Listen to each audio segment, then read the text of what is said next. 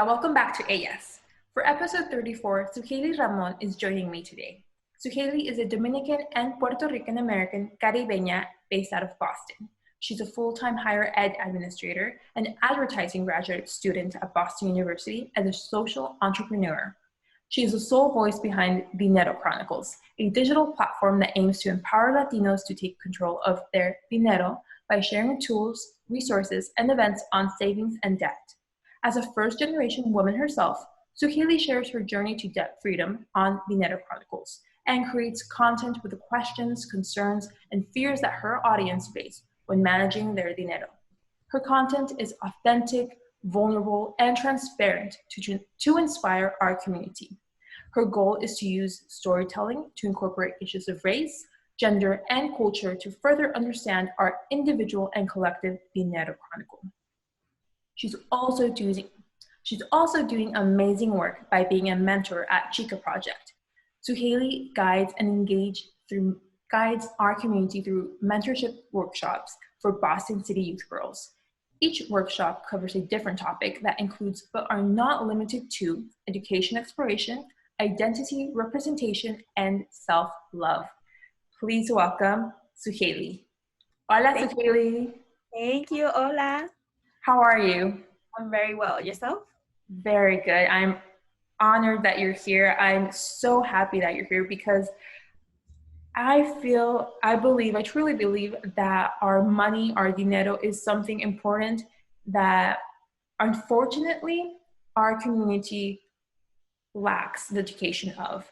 And I just love the work that you're doing behind Dinero Chronicles, which is, being so transparent on your salary, on how you're going your journey through being debt-free, and just providing these tools and education to our Latinos so they can also, start learning and taking control of their money. So thank you for the work that you're doing, and I'm really honored that you're here on AS. I'm very excited for today and our conversation around dinero. Yeah, so I feel like this is a topic that it's like we were saying earlier, due to the pandemic, it has affected us even more. I think it's something that is unfortunate, but I'm really excited for the advice and tips that you can share with us, so we can take on this advice and just start implementing it because it's really necessary, especially during this time. But before we start that, I want to, begin this conversation by asking you, so our listeners can know you. Mm-hmm.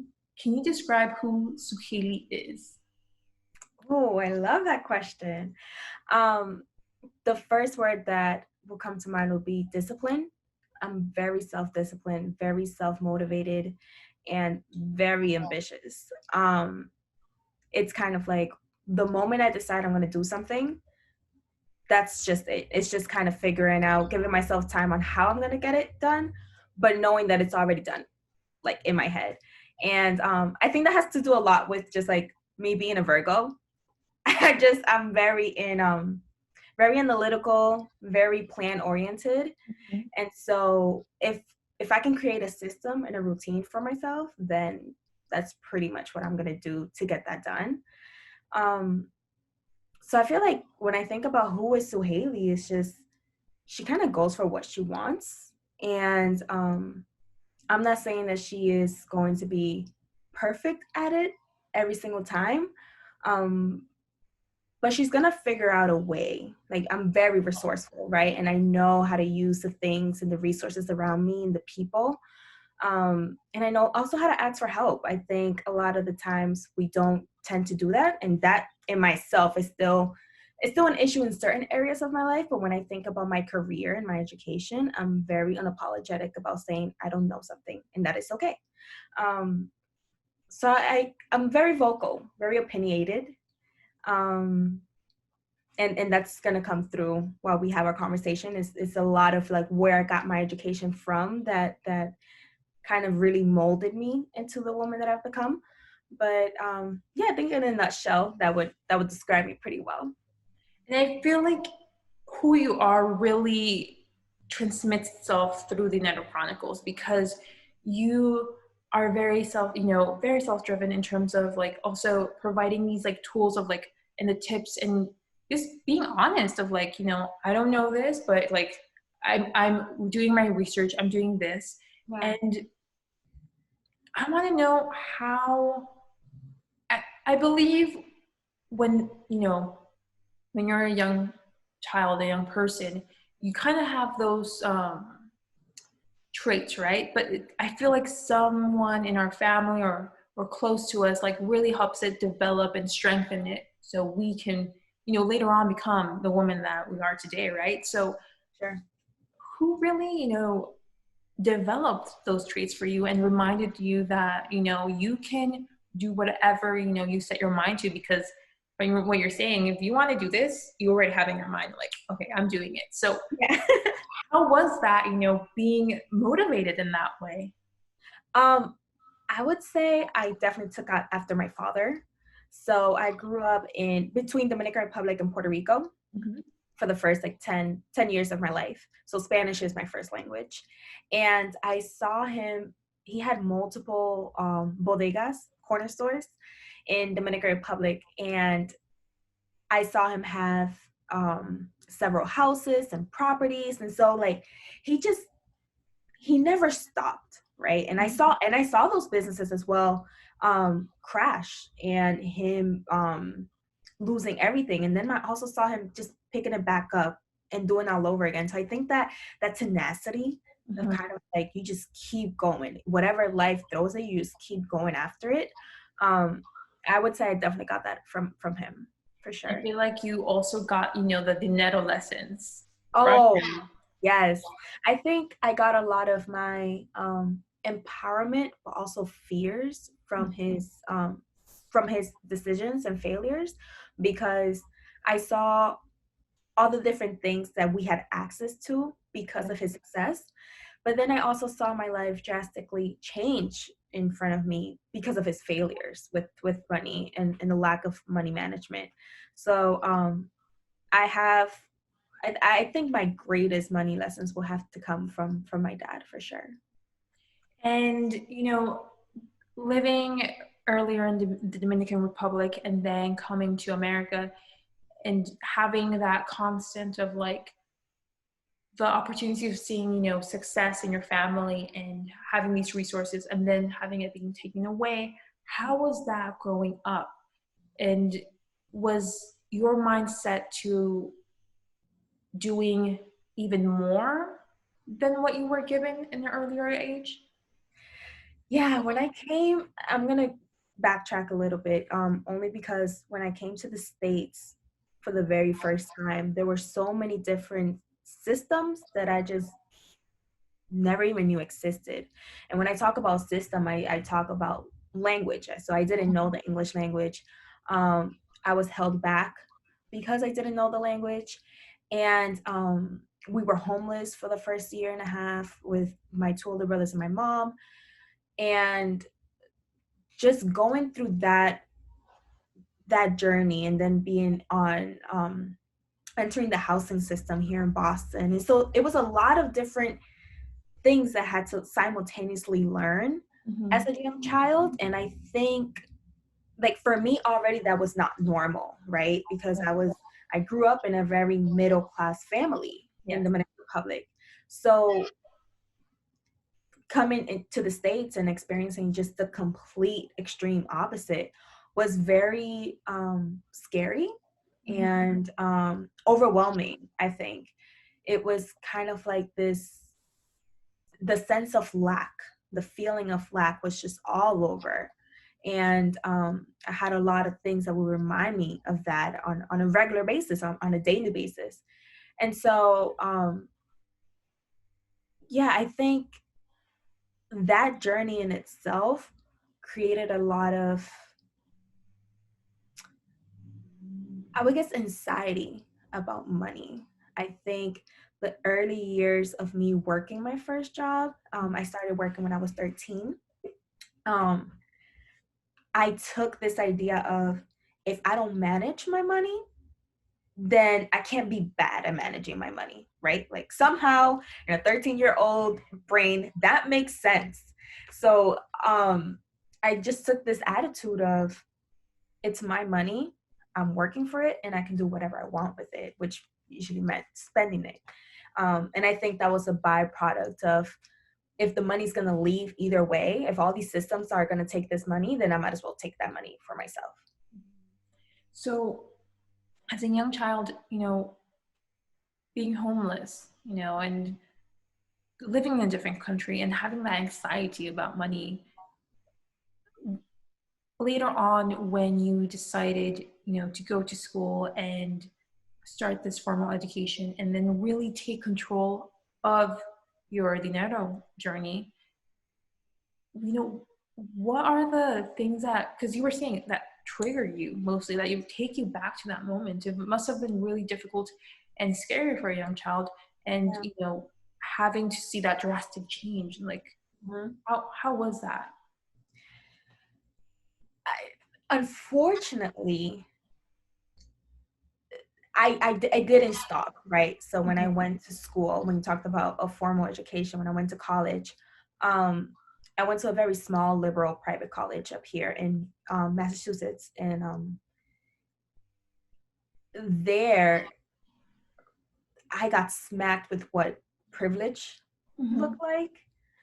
And in levels that I had never even imagined, right? And I saw what wealth can signify and how access and privilege can really give you and drive a lot of the spaces that you have access to. And so there it was the first time where your background, the money that you have is kind of on the forefront, because if you're a Black or brown, it's an all women's college. So if you were a Black or brown girl, the reality is most of you are either in the kitchen working for the students, or like me, I was a housekeeper for the house that I would live in as well, right? And so a lot of my friends actually don't even know this, but I would wake up at 5 o'clock in the morning. It was a weekly job, so I would wake up at 5 o'clock in the morning on Sundays just so I can clean the whole house, but no one could see me. And so growing up in a space where my mom had housekeepers, and she would have people come in and like nanny and like clean, and to then actually becoming one 20 years later, that was also very, just like a full circle irony. And it's that shame or guilt that comes with those type of roles, that if you really think about it, in a gist, you would say that has nothing to do with dinero, and it has everything to do with dinero, because when we talk about job roles and the status that those jobs can bring, that is obviously linked to a salary, right? That's obviously linked to a number. And it really has taken me quite some time to disconnect what a job role or status and that number can hold for me, because that it can be a very slippery slope for sure. Yes. And, I didn't study here in the US, but when I discovered that, students had to clean after their, fellow classmates, and, I want to be clear, no job is lower, like, every job, is good and everything, but just imagining a school and where you're cleaning after your classmates, and the majority of them are of a certain community, which is primarily Latinos and African Americans, and like you said, the privileged classmates aren't doing those type of work. It furthers that stereotype, that privilege and racism towards our community. And I think it's just shocking, like not shocking, but also like infuriating at times. And I get why you say waking up early, because that shame of like, what if a classmate sees me, like, right? I definitely, like, it really blows my mind how to this day, like, things like that are happening. Mm-hmm. So how were you able to push that shame away, and realize, like, this doesn't define me. This salary does not define me, and this role doesn't define me. I'm doing this because I need to Mm-hmm. go to school and, feel yourself that, like you said, you have your money, you can spend it, enjoy yourself. Right. How did you push that shame to the side and just focus on what you needed to do, like you've always focused? Um, Therapy. Mm-hmm. College was also the first space where I was introduced to therapy and what it can do. I mean, my family, and it's probably very common in a lot of Latinos families, but it's like, si no eres loco, there's no reason for you to be seeing a therapist, excuse me. And but a lot of my friends in college had a very different relationship for what therapy can do and have done for them. So I think that was the first time where I was, one, encouraged to talk about my feelings in a place where it was safe, in a place where I was actually being listened to, rather than spoken to, which I feel like that's says a lot also about our culture. Just, that level of respect that you have to have for elders, and like they always know best. And that was the first time where I was able to really, I guess, I wouldn't say process, because I'm still processing that, Mm-hmm. but at least acknowledge that that was something that I was feeling at that time, and being able to not be angry at my school for that, right? Because I Yeah. think when I think about my college experience, I still have a very complex, because of all the different experiences that I had there. Um, but I also have to acknowledge that I had a lot of privileges because of the school that I went to. But it's that give and take that you need to be able to kind of check in and reflect, Mm-hmm. um, when you're thinking about those experiences. Yeah. And, I feel like life is complicated, like, in every sense of the word. Like, every situation it has its good and bad, but you learn from that, right? And it Yeah. really molds you to, like, and makes you understand, like, what you need and what you don't want. So after graduating from college, how was that, growth towards your career? And really, you said earlier, not having the salary define you and the number, because I feel, I think everyone, but mostly, mujeres, at least I do, Mhm. we take our career, our job as, like, ourselves. Like, it defines us, and so obviously the salary defines us because it provides us a lifestyle, a certain way of living, right? So how, after graduating and you going, searching for your job and, going after your master's you're currently in for advertising, how was it you growing and just shedding that, and that definition that was, like, over your shoulders? So I would say that my first year post graduation, it wasn't even something that I thought to do, like to link my salary to my job. I was just excited to get a job, um, in the industry that I actually wanted to get into. And for anyone who's interested or knows about advertising, advertising is a very sexy industry. So you would never know working in advertising if you were broke or not, just because you have to keep up a certain image of yourself, right? And you're constantly surrounded by clients, or they're taking you out to drinks, or vice versa. It's a very sociable industry. And so even though I was only making $40,000 in Boston, which is basically you're just broke, I felt really good. I felt great. But I also didn't save anything, because on my free time, I was also going out to eat. I was also drinking. Um, so the salary and my self-esteem, self-confidence didn't really link, I would say, until about a year after I left that job, which is how I ended up at higher ed. Um, and that's where I was like, I'm not really doing what I love. I am have the opportunity to get my degree for basically free.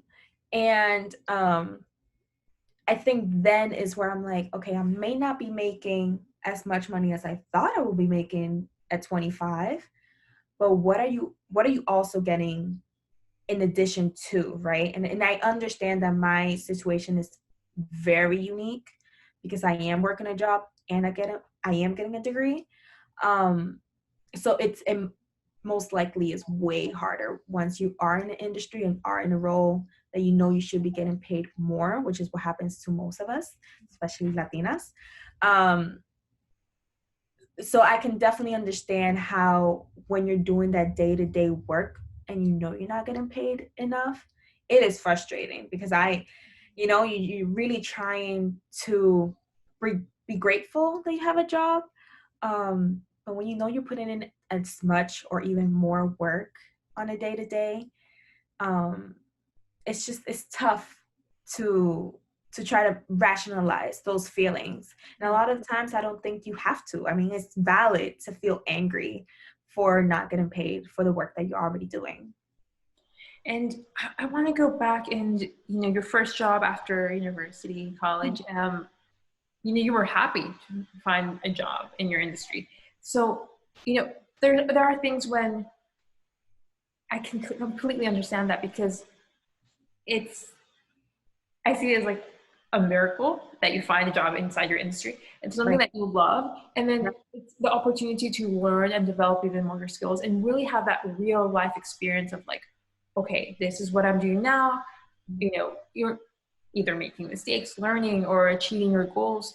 So you said that there was a state of like always constantly having that image of like, this is how it is. So can you share with us, that first, few months or the year that you were in your job and just trying to the lessons that you learned, but also trying to keep up with that lifestyle because it must have been like really hectic.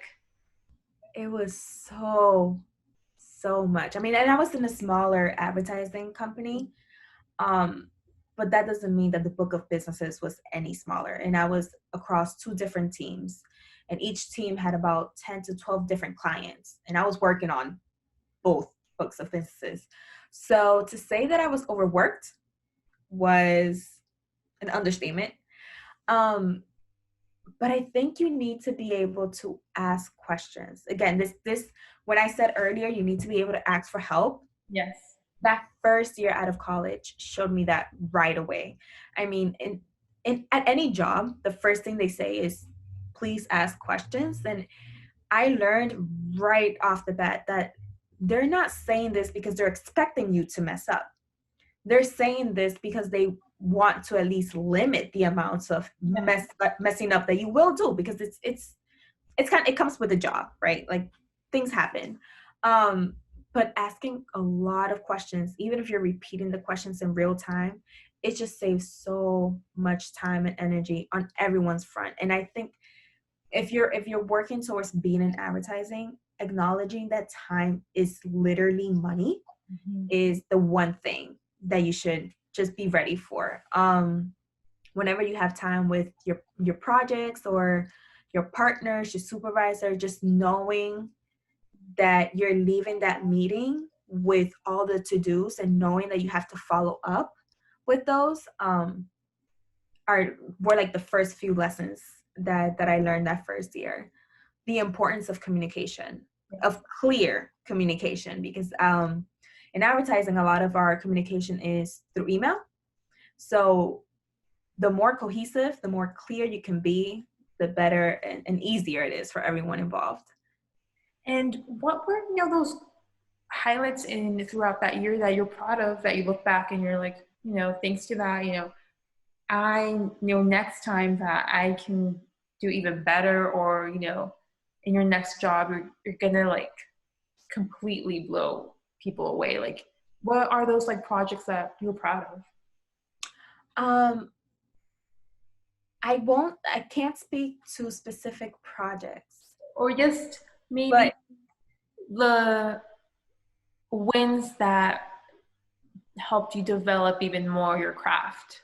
Yeah, I think now once I go back into advertising, I remember being at that first job, and I had wonderful managers, right? And they will always push me to present, like, hey, you did all this amazing work, you did all these insights, you've been staying late, coming in early, why don't you present this to the client? And I was mortified. I was like, no, the lead can take this. I'm just like the associate, like it's fine. And I think that just comes with the level of also confidence in your work that, I mean, a year post college is just hard to have. But because of the Dinero Chronicles, because I'm constantly now doing public speaking, I feel like now going back into the industry, now it's going to be like, I want to present. Like, this is the work I'm doing. It's my job to present it. It's not even going to be a question. Whereas 2-3 years ago, that was the thing that I was running away from. And it's funny, right? How life pushes you to do the things that you're scared of. And then you realize, I'm actually pretty good at this. I'm improving. So, right. Yeah, exactly. And, can you share with me you deciding to take your master's? Because I feel, a master's isn't for everybody. And what was that decision that you decided, what I need to take the next step into my career, into my education? Was it when you realized, I need to develop even more so I can earn a certain amount of money and also grow professionally? Because at the end of the day, we have an idea of where we want to be professionally. So how was that? What decision? I remember feeling very incompetent at the job, because I felt like I was learning not only the role, but the industry in itself. And this was coming from someone who had about 2 or 3 advertising agency internships. But I felt like this was a completely different ball game, because I was in advertising day in, day out. And I just felt like everyone around me either had 10, 15 plus years of experience and or an education in advertising. And I felt like I was really lacking like those fundamentals of advertising that I really just wanted to gain. So when I left that job, I'm like, I'm going to I was just looking into different schools. And I reached out to one of my alma mater, who happened to be a professor at the school that I'm working on a school now, BU. And she actually put me in contact with a job, which is how I ended up getting the job as well. But yeah, I think it was that feeling of there's more knowledge for me to gain. And I just didn't feel like experience was enough for me, because I didn't want to put myself through that feeling every single day, just so I'm like, maybe let me just hold on for 2-3 years while I get this experience and feel confident. I'm like, or I can just get a degree. Yeah. And once this job presented itself, it just kind of all made sense and aligned. And, you're currently doing your master's, and what have been, those skills that, you're now taking in, and you're feeling confident in yourself and what you can, give? Brand strategy, which is something that I'm very passionate about, which, I mean, I felt like I started Dinero Chronicles because I was kind of like learning all the little things from class. But even building Dinero Chronicles to where it is now and really strategizing where I see it moving forward, it's really taken my degree and put it into practice every single day, because I have to start thinking, okay, who's my audience? Like, what are their pain points? And how can I do to help? And these are all the questions that a client wants the brand strategist to be thinking, right? And to be taken seriously. And so even now when I'm in a lot of the classrooms, the students are like, oh, but like, I just want to do creative and stuff like that. And I'm like, we're here to solve a business problem. And it's like, yes, we can be creative, and that is what advertising is, but it's using creativity to solve a business problem, right? And that's what a client wants to hear, because we can all make pretty things. Not all, that's a lie. But we can make pretty things, but if we're not talking about dollars, again, to the client, that's going to be a huge red flag. And so, ironically, the Dinero Chronicles have really shifted my mind into more of like a business standpoint. But learning that from an advertising point of view, which is, I think, now that I'm really learning more about the industry, a lot of people tend to opt out of that mentality because they want to focus more on their creativity, rather where I'm way more strategy focused. I like to look into insights. I like to see data, and I like to see, kind of use that to use storytelling to then say something important or find some sort of solution. And they feel like, the way you communicate to the people that follow the Dinero Chronicles is super creative and super analytical. Like, it really combines these two really well. I just find it funny how people like, I just want to be creative, but like, you have the foundation, like all your analyzing and numbers are the greatest foundation for that creativity through storytelling. Yes. And it's perfect that through this storytelling, it's your experience. Mm-hmm. So, and I feel I have an idea, but I might be wrong. You were 25, you realized that you weren't earning the money that you wished you had at that age, but you're still doing your degree. You're happy. It's these emotions, right? Was that the moment when you decided to apply what you're learning, but also that frustration of your Dinero Chronicles, and you start Dinero Chronicles? Was that how it began? I think, I'm trying to think back of how, I can't think of exactly a specific moment, but I remember the feeling. I remember feeling like I wanted to talk about how much I was or was not making. Mm-hmm. I wanted to know what my friends were making. I wanted to know what benefits people had and how they want to go on understanding their packages. And I remember most of my friends just being completely blank on it. Like, it's just something that we just don't talk about. So then I brought it to my family and my brothers, and like, no one would tell me. I'm like, I'm not gonna steal your money. I'm just trying to figure, like, we're all in different industries. And it was that, I guess, a sense of I don't think neglect is the right word, but like standoffish attitude towards talking about dinero. Yeah, and I feel like also placing yourself in the dark, because there wasn't, any knowledge of what, if you had the good resources of how much you should ask for a raise, like, right. And I had a very limited group of women of color who went to school, who had similar education backgrounds, and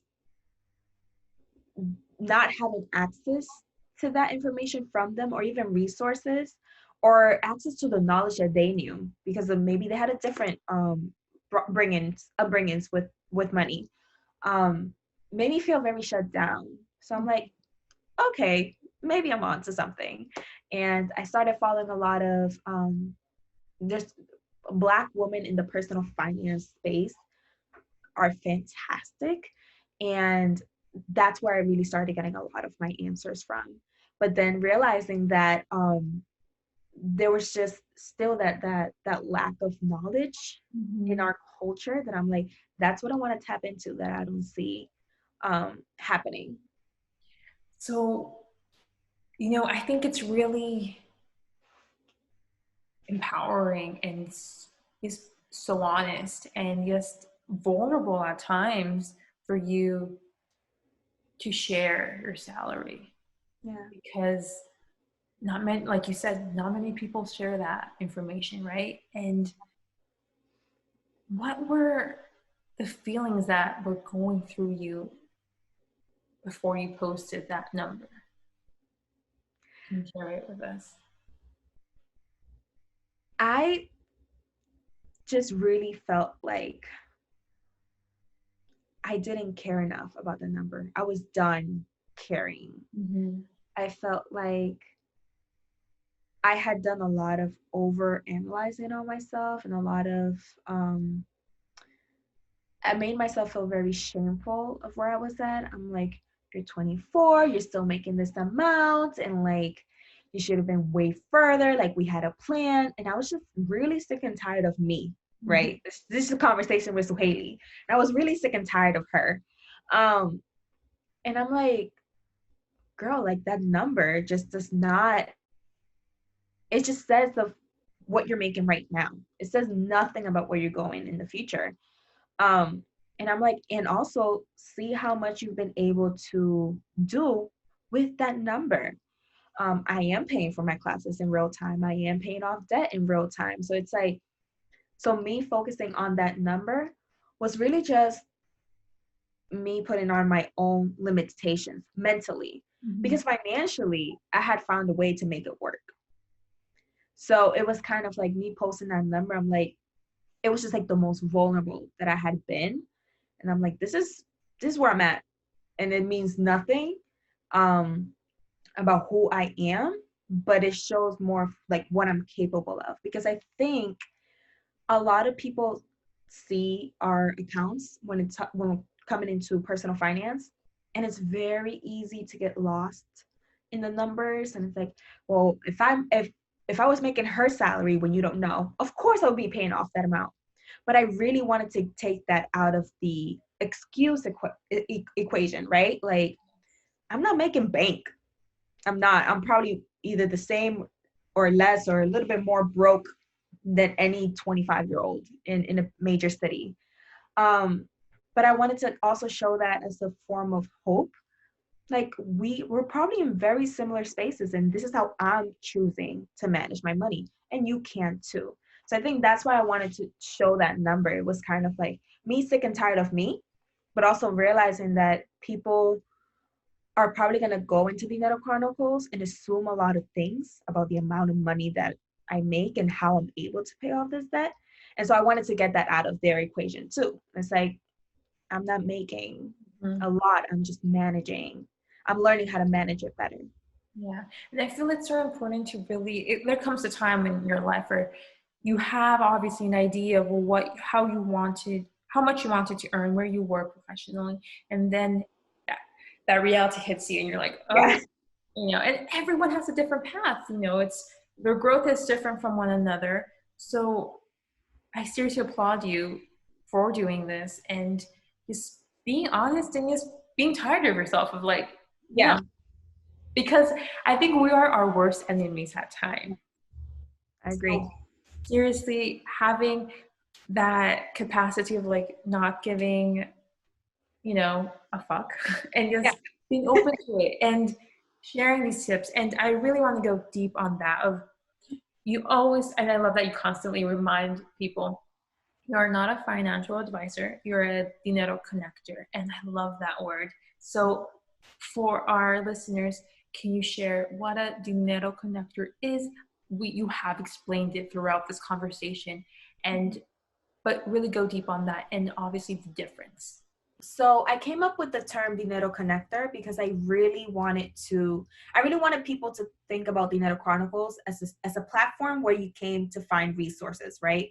So with that online event or online resources or local events, like just a place where you came to find knowledge, or kind of like, if I need help with this, where should I go? And if you don't want to do all that background work, is let me just go to the Dinero Chronicles and see if there's some sort of information there. So that's how I came with the term Dinero Connector. Just let me connect you to the Dinero resources.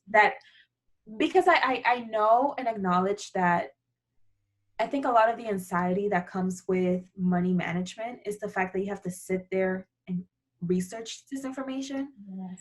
And that can get very overwhelming quickly. Because then you just start, even when you look at a budget breakdown, then you've realized you've never done a budget in your life. All of a sudden you're feeling terrible about yourself. And then you just like exit everything out and ignore you even tried it, right? So if you can just have a platform where like it just tells you, here are the places that you can go for X, Y, and Z. You know that you're going there with a purpose. And I think that once you do anything with a purpose, it's just easier to navigate those feelings that are going to come up regardlessly. And I feel like you, by sharing your salary, you're also helping, your followers into shedding that embarrassment and that shame of like what they're earning or they're not budgeting correctly. Yeah. They're going into these resources with the sense of zero judgment and just focused on the goal, which is to budget, to control their money in the most healthy way. And that's amazing. And I also really like that you say, I'm not a financial advisor because you don't want to get sued. And that's, again, perfect. Because, you're not responsible of others people's financial decisions. No, I'm not trying to be. Yeah, you're just providing these tools. And I also love that you're so honest and just, like, your content revolves around a lot of topics that connects dinero, which I think not a lot of people are talking about. One thing that I love is that you're also open about your mental health and how your mental health, in a way, affects your dinero journey, and share those 5 steps.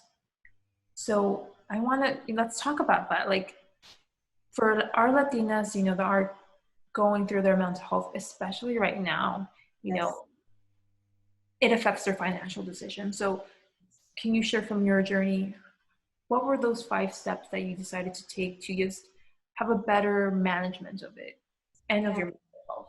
Yeah, of course. So I will start with highlighting that May is the Mental Health Awareness Month. So this topic is it's great. And obviously with what we're going with the pandemic, a lot of issues or a lot of feelings of mental health is inevitable if they come up. So like I said earlier, I started my journey with therapy back when I would say sophomore in college. And I'm still in therapy on a weekly basis. That is something that I stopped taking as a want in my list. And it's like, no, this is a need. And I did one of the posts a while back where like I traded facials for therapy, and that was very intentional. So I would say taking therapy as a need and being unapologetic about that. Automating.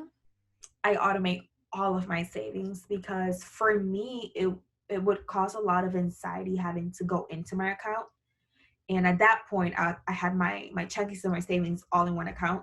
Mm-hmm. So I would get anxious about the fact that I had too little money in my savings. And I would get anxious about the fact that I had little in my checkings as well. So what I would just start doing is just swipe my life away and ignore that my account was an actual thing.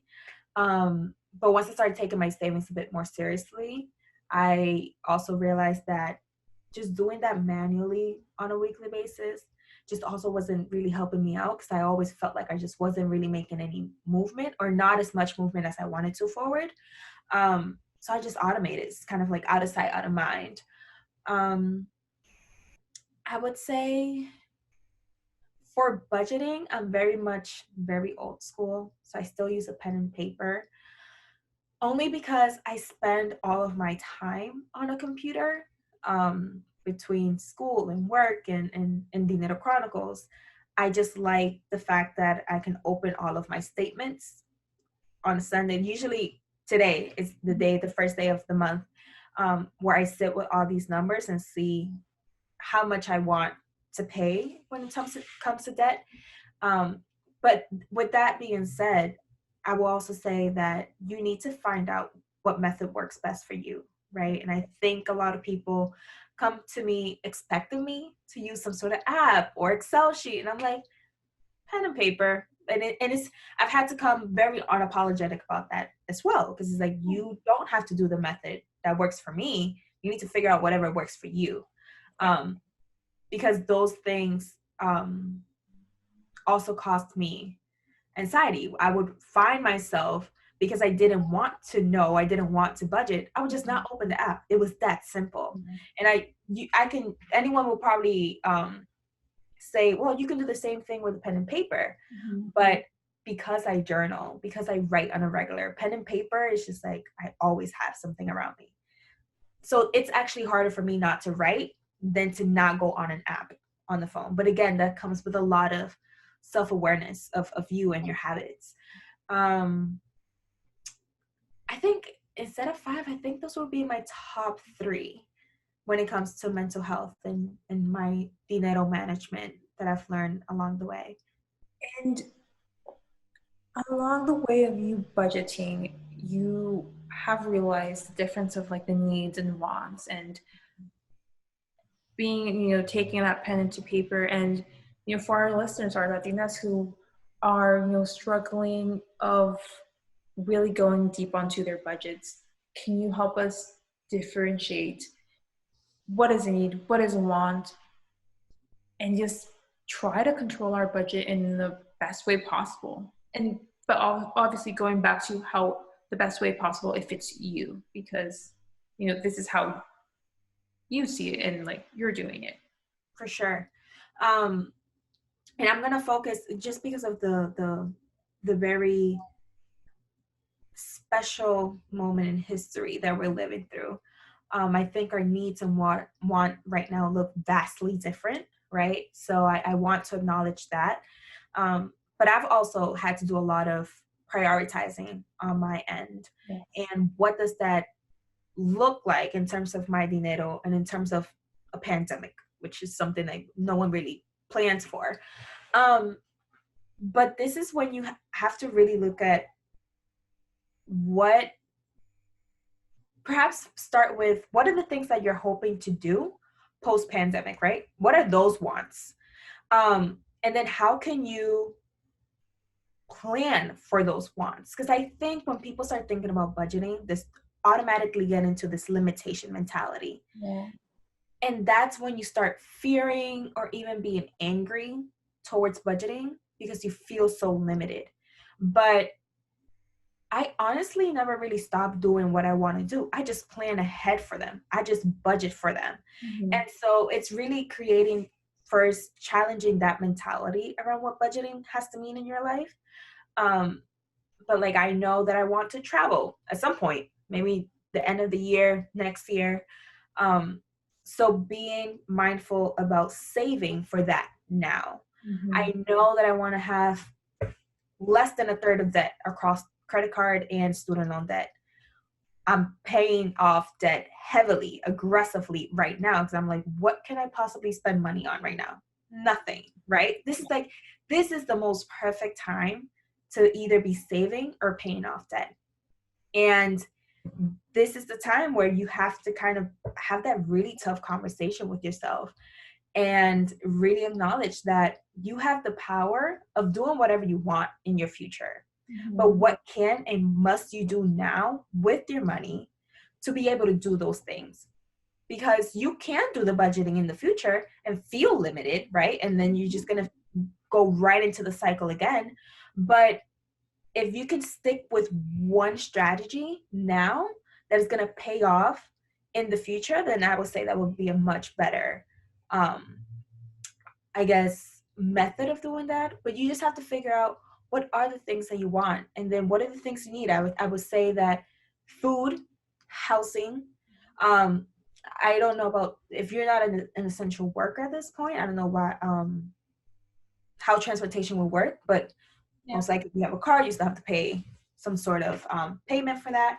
But a lot of your other expenses should be either canceled or heavily decreased at some point.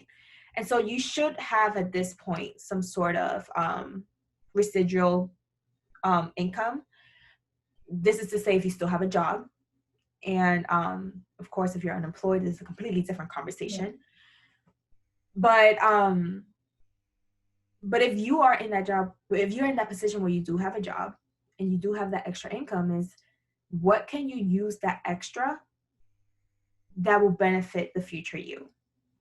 Is paying off the high interest debt going to be beneficial for you. And I know people hate paying off debt because the process of it is like, I'm just giving my money away, right? But the thing is, if you don't pay that off, you'll just keep giving your money away for the rest of your life, and more of it too, because of just how interest works. So I guess it's just really sitting down with yourself and figuring out what are your needs and your wants, and knowing that you don't have to give up your wants. You just have to kind of shift your focus a bit in this moment, because this is like the most perfect moment to save or to budget. Yes, and I feel like of what we're living in right now in this pandemic, it's really, really important to have a savings account where I'm, honestly grateful that I listened to my mom, and she had said like last year, you need to save. And I am honest. I'm, thankfully working from home, but I have that money there. If anything happened, I have that money saved. So really this can be a lesson to everyone too. Like, it's really important to have that savings account. It's really important to budget. And right now, take the opportunity to readjust your budget and just pay off that debt or save as much as you can. Mm-hmm. So you explain to us how you were readapting and reorganizing your life because of the pandemic. Yeah. Can you share with us not only in the Dinero journey of how you've been reorganizing, but more on also on the professional side? What were the things that you've been doing? Because I saw that you were, updating your resume, your LinkedIn, and certifying yourself. And I think that those are amazing steps and actions to do right now, so you can further your career when all this is over. Oh, I agree. I've been attending one thing I would say, the pandemic has brought a lot of negative things, and it's important to acknowledge that. Mm-hmm. And I've said this to a couple of my friends, I have never seen access being granted to people in the way that the pandemic has provided that. And when I talk about access being granted, I've attended so many free seminars, so many free workshops, virtual meetings, like things that I didn't even know existed. And I'm now part of, right? Now I'm taking in that knowledge. And I think if you can just even sit in your bed, lay in your bed, and just take in this information, you're productive for that day. The amount of free knowledge that's being given out these days is amazing. And I think that a lot of the time, access is something that we're not given, right? And we're constantly asking for it. And with this whole pandemic, it's really shifted that conversation. So I've been doing a lot of attending workshops, sharing a lot of those workshops, especially if it has a conversation about dinero. I'm reading a lot of books, rereading a lot of books, and really trying to learn my leadership style. A lot of the work from Brene Brown, and reading a lot of articles. So I usually start my morning with New York Times, the Boston Globe, Business Insider, just to get my brain thinking about like what's going on in the business world. But you can do that with whatever industry that you're interested in, right? Just trying to get more of an understanding of like, what are the problems that these businesses or your industry or whoever you're serving at your job, what are they facing? And even though I don't do this, it has anything to do with my 9-to-5 job, it's still interesting to just be able to know what's going on, right? And besides the cases and the deaths, is really understanding how this one thing has and will continue to shift industries around the world. And I really love that you said, staying productive, even if you're laying on your bed and you're taking in this information, because there's obviously this constant message being pushed. You have to be productive. Like write a book, write blah, blah, blah. And for every person, like I said before, it's the first time we're living through a pandemic. No one has to go through this. Right. Everyone's differently. most people have lost their jobs. Yes. People are dying. So the definition of being productive has totally shifted, like the way we are also receiving these free resources, right? So I really love that you said, just laying down in your bed and just taking in this knowledge. It's like a moment also of self-care, because it's taking your mind off what is going on outside. Oh, so for sure. For you, while you're developing these skills and like learn and taking this in, what are the things that you're taking your self-care into? Because times can get dark and your mind starts just going, and you're reading every morning these articles and how the pandemic is affecting your industry. So how do you find that moment of just distracting yourself and just taking care of yourself? So I will be very upfront and say I am a God-fearing woman. I start my day and end my day having that stillness conversation with God, and really just listening. I think a lot of the times before this, I would just ask and ask away. And now I'm just like, just checking in with him. And I do that throughout the day. Whenever I feel overwhelmed, that's kind of like what I do. I just check in with him. I will also say working out. So before the pandemic, you would have never catched me running outside ever. And I now run outside like at least 3 to 4 times a week, and it's been very therapeutic. I try to actually stay away from music because it will kind of it brings up all of the things that I was able to do before the pandemic. Yeah. And that's not helpful to me. But I watch I've been sticking only to like comedy series. So anything that's like drama or I opt out of that. So I'm not sure if you know about the show, but Superstore. Oh, yeah, I've heard of it. I watched it, yes, with American Ferrera, right? Yes. So I've been opting to a lot of comedy shows, just to like kind of make me feel good type of shows and content. And staying away, ironically, I stay away from social media. I want to talk about that. And it's good that you mentioned it, because as someone that has a platform, has a space of providing knowledge and these resources, how do you find that balance of being obviously there and posting and providing this information, and being obviously talking and answering any questions, doubts that your followers may have, but also separating yourself and just not being there constantly? Because as someone who is running AS, I am very just focused on the time that I spend on social media and the time I spend away from it, because it can be overwhelming. So how do you balance that out? I plan everything to the T. So I know that I'm not the type of content creator that pushes out content every single day. That's very intentional. Also because I don't want to be creating content that much and that often. I always try to create content that is actual value to my followers. I allow myself, if it's a day that I'm going to push out content, I know that I'm like, all right, if this is going up at this time, just check this in around, because I use my analytics a lot. So I know when my follower is on my page.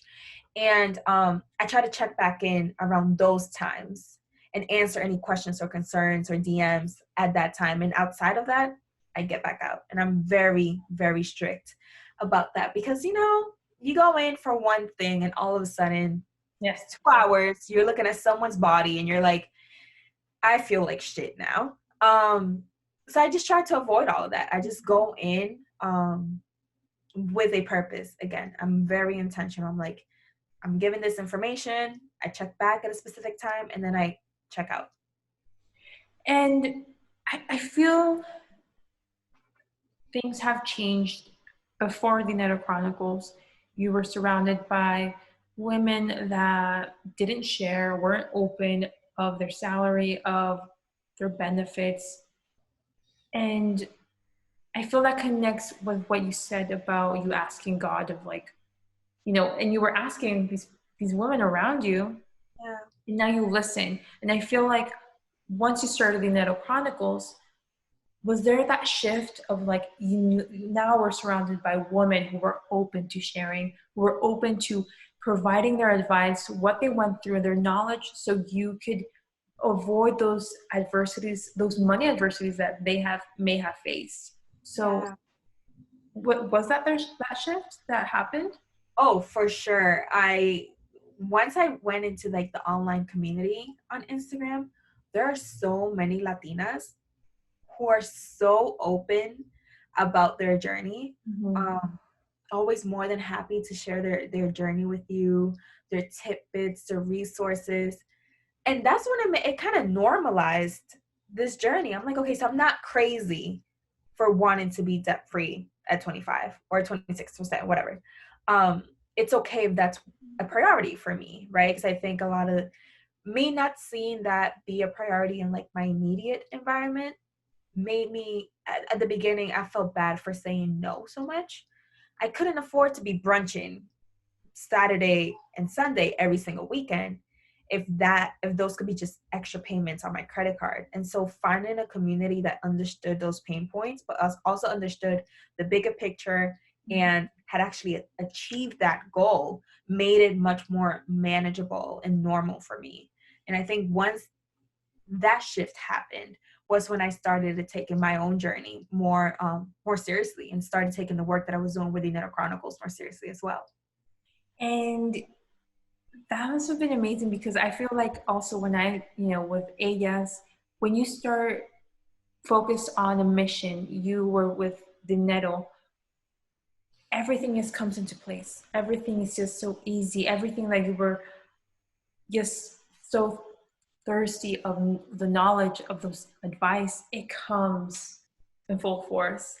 Right. So what have been those words of wisdom that these Latinas have shared with you that you now take into heart, and then you're grateful for it?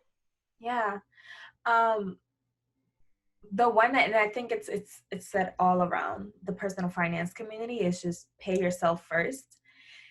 And I think it took me such a long time to figure out what that means, right? And what that means for me, because I found that for a lot of people, that did mean paying off their debt first. Some people meant paying off their savings. Some of them meant investing. And I had to figure out what that meant for me. And I'm like, wow, I guess I realized that I didn't want to pay off my debt completely and then be broke, right? So be at a zero net worth.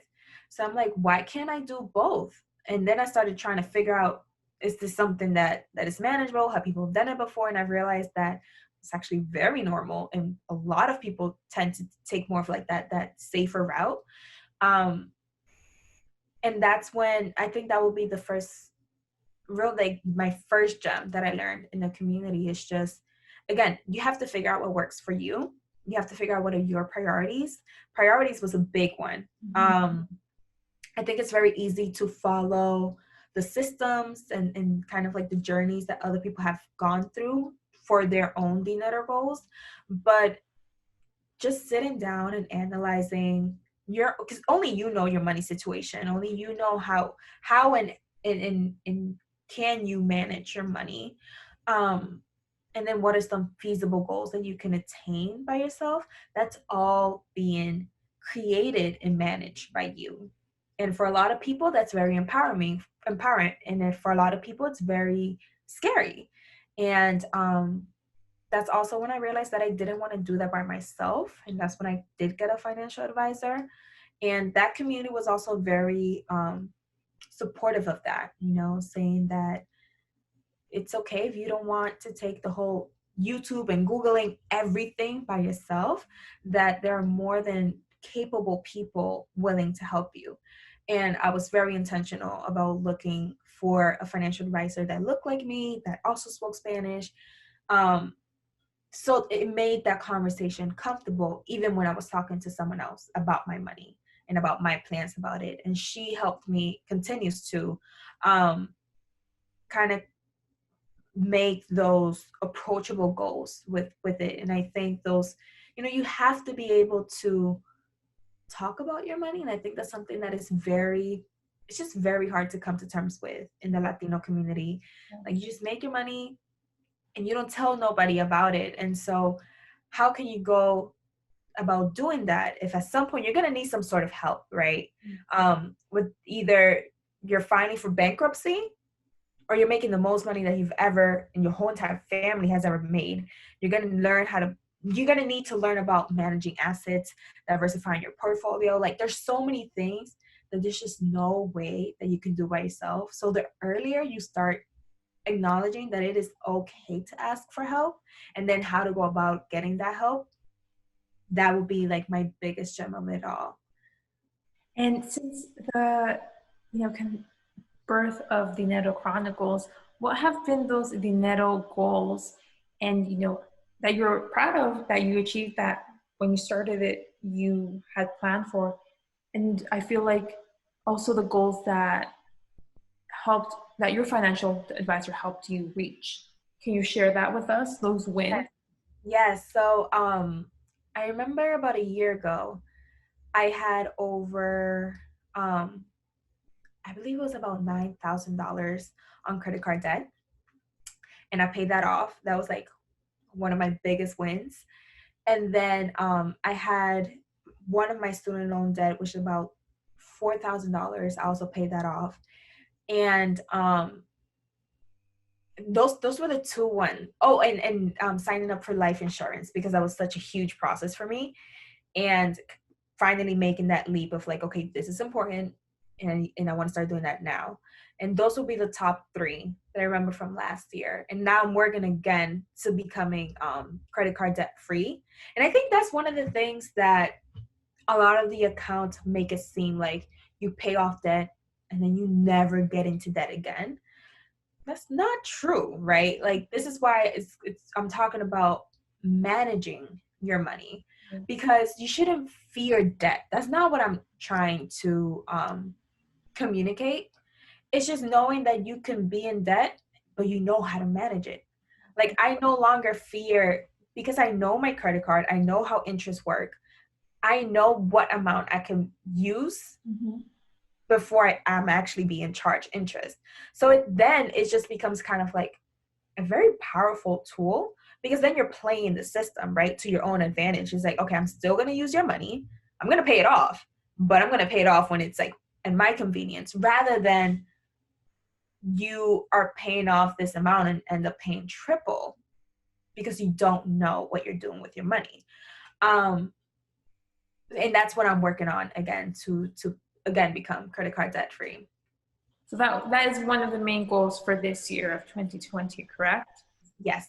And as of now, like we said, the pandemic has shifted, changed our goals, things, our life. What are the two other goals, the financial goals, that you want to take on, or maybe for next year, if possible? So one of the ones that I'm currently working on is building my emergency fund to be 6 months,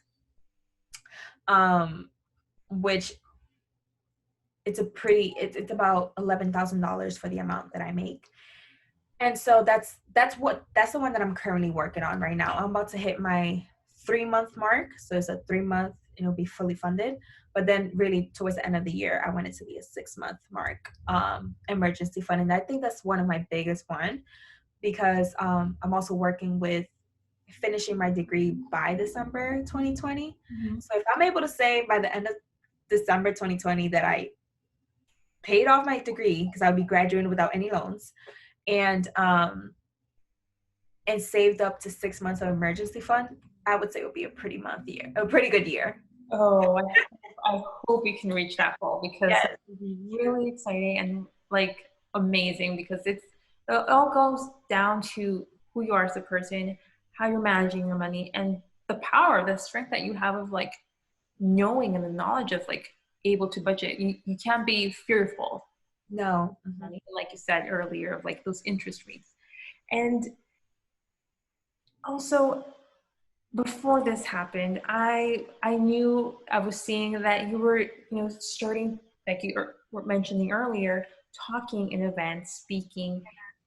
You were, really developing that skill. Unfortunately, obviously, events are rescheduled and they're now in the digital format. But can you share, that must have been an amazing experience of learning and just sharing what you have to know to other Latinas. That I know it was your first Dinero event, if I'm not mistaken, in February, correct? Yes. And then you started attending events around like December, January with other fellow Latinas. So how was those two experiences like? It really felt like out of body, because, like I said earlier, I was that person who would run away from presentations. And so to now have experience organizing and really creating an entire curriculum, right? Understanding who I was speaking to, creating a curriculum to cater to their needs, and then presenting it. I mean, I remember leaving my first event and thinking, who is Zuhaly? Like, oh, I don't know her anymore. And I felt so proud because I'm like, these are always the things that I guess I will look up to other women. I'm like, one day I want to do that, right? One day I want to be creating that. And now seeing that one day can really be today, right? Like you can work for your one day right now. That has given me a whole other sense of power. Because now mentally, like time doesn't really mean anything to me. I'm just like, if I want something, again, going right back to the beginning, if I want something, who is stopping me from creating that today, right? Like, what can I actually do today? So it felt so powerful to see me do the things that I always was so scared to do. And I'm not saying that I'm never going to be scared again. It's public speaking. I mean, terrifying. But even now, like people have reached out. I was like, hey, like when are you going to do an online meeting or like some sort of like summit or like things like that? So it's like, how can you take this skill and continually like nurture it within different platforms and mediums? So which is something that I'm now kind of playing around with. Ooh, so is there maybe a date for us to know when you'll be doing an online event? Yes. I mean, I'm working on somehow a couple of opportunities came up for me to do online presentations, but I am thinking of something that will be helpful for my followers and acknowledging that not everyone is from Boston. And now there's actually a growing audience outside of the state. And so really trying to think about what are those larger questions that my followers are going to have regardless of where they're at. So first working on that strategic part, and then I'll be putting out anything. And from our conversation, I wouldn't expect any less. It's always those numbers, that strategy, that is the foundation before you can start. Yes. And I also want to talk about Chica project. You're helping Latinas about identity, these workshops that are now online due to the pandemic. And I feel what you're doing with the Dinero Chronicles and the purpose behind it is really tied well with the Chica project. So can you share, what do you share with these young Latinas? What are the workshops? And maybe more information on if our fellow Latinas want to learn more about this. Yeah, so like you said earlier, a lot of the workshops do vary from like career exploration, self-identity. And this was the first time, the workshop I did in January was the first time that they've really explored the topic of finances with their young students. And I think it would be not wrong to say that we were all very surprised at the very complex questions and feelings that they had about money. I mean, the conversation, and I was very intentional and strategic about bringing up mental health and bringing up childhood and bringing up education, all in the conversation of dinero, because they all intersects. And I don't think they had ever had thought about it in that way. And it became a very honest conversation, even for the mentors in the room, because I don't think we often reflect on how we take our mothers or our parents, you know, traits and values around money and how that affects your current money state.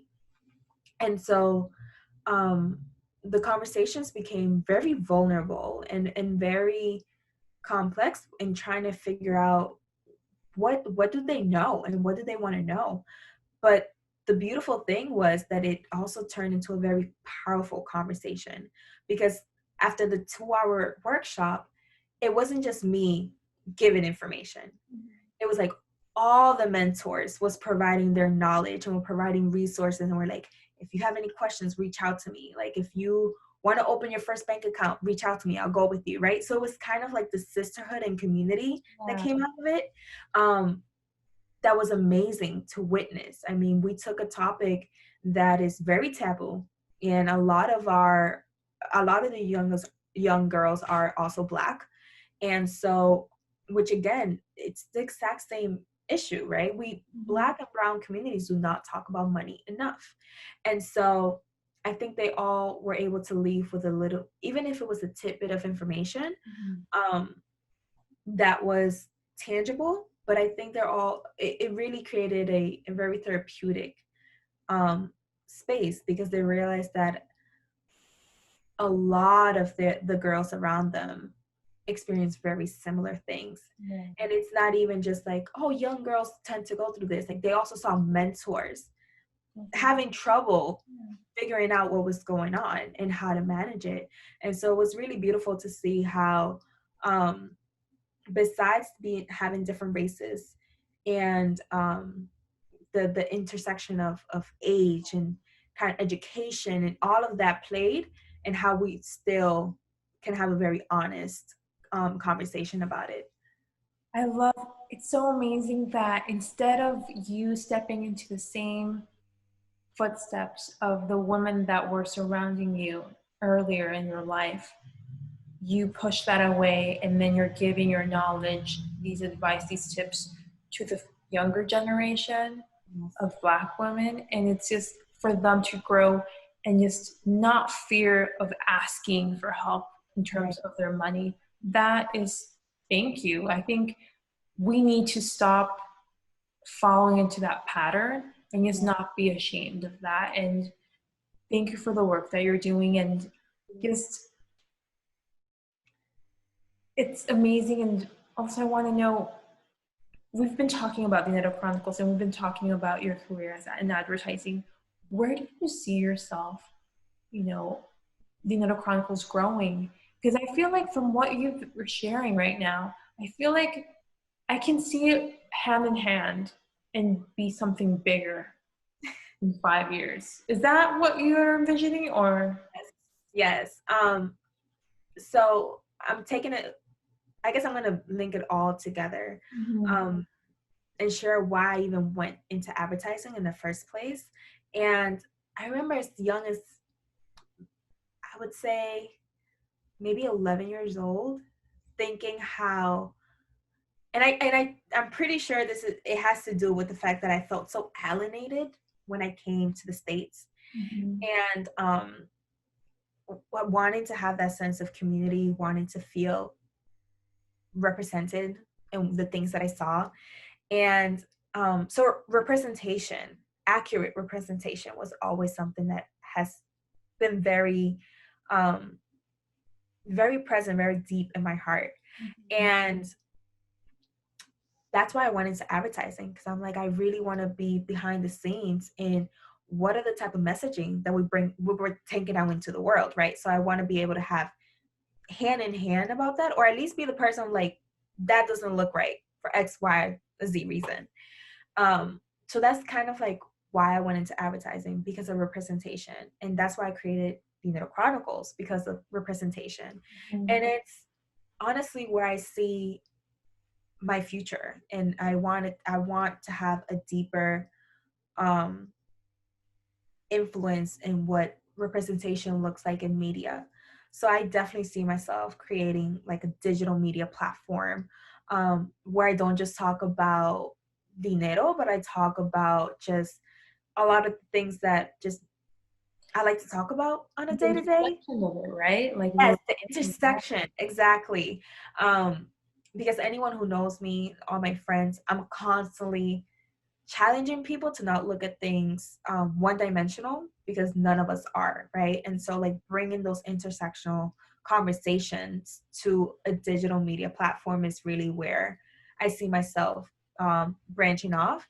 And it's something that I'm exploring right now, but it's definitely something I can see happening. That will happen.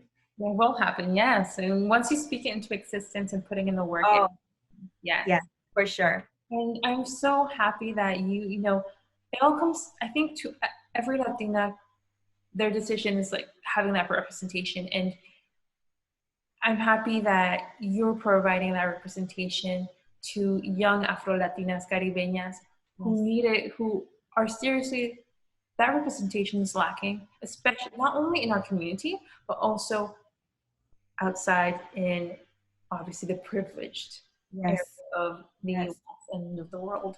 So Yeah. seriously, thank you. I'm excited. I'm excited to see the growth because I've been seeing it for the past year, and just seeing you achieve your goals, it's empowering and inspiring, and really reminds me of like, you know, you if Zuhaly can budget, I can also budget and Yes. work, you know. And I hope that our listeners can take that in and also learn. And to close this, I want to ask you, if you had the opportunity to time travel back and talk to young Zuhaly, maybe it was young Zuhaly at 10 years old, Yeah. that first year of coming to the US, Mm-hmm. any age that you like, what would you say to her? Be kind to yourself. I think, not I think, I know I took a lot of my external circumstances very personal, and I internalized somehow the fact that things that were happening outside of my control were actually my fault. And I think those are some of the things that I am unlearning now through therapy. Um, I think, yeah, just being kinder to myself, you know. It sounds so simple, but once you go through those different things and you realize, or you can justify like these things were wrong and you were there in every single thing, so you might have played a role in that. It's very easy for the brain to justify those type of emotions and take them as the truth. And so I wish I would have been able to intervene those thoughts a bit earlier. And you know, that when I say that, I speak about not taking my parents' financial failures as my own. Not I've always been overweight, and this is actually the healthiest I've ever been. And I think at some point I'll share how taking care of my money actually manifested to me taking better care of my health at some point in Dinero Chronicles. But you know, just being kinder to my body, being kinder to my mind and my emotions. And it's all such a tedious journey, but it's one that you must be aware on doing, because if not, it's very easy to just go through life feeling like everything is happening to you instead of for you. And so when you're trying to, the way I like to think about it is when you're trying to take control of your dinero, for a lot of us Latinas, specifically first generation Latinas, we are breaking generational curses. Yes.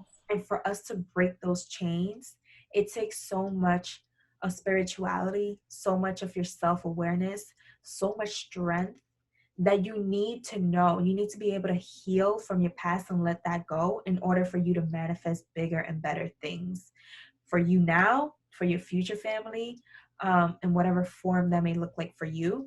But if this is something that you truly want, because it has to be a conscious decision, you have to be conscious of the work that you have to get done. And I think this is a lot of the spiritual side of it. It's not something that we really like.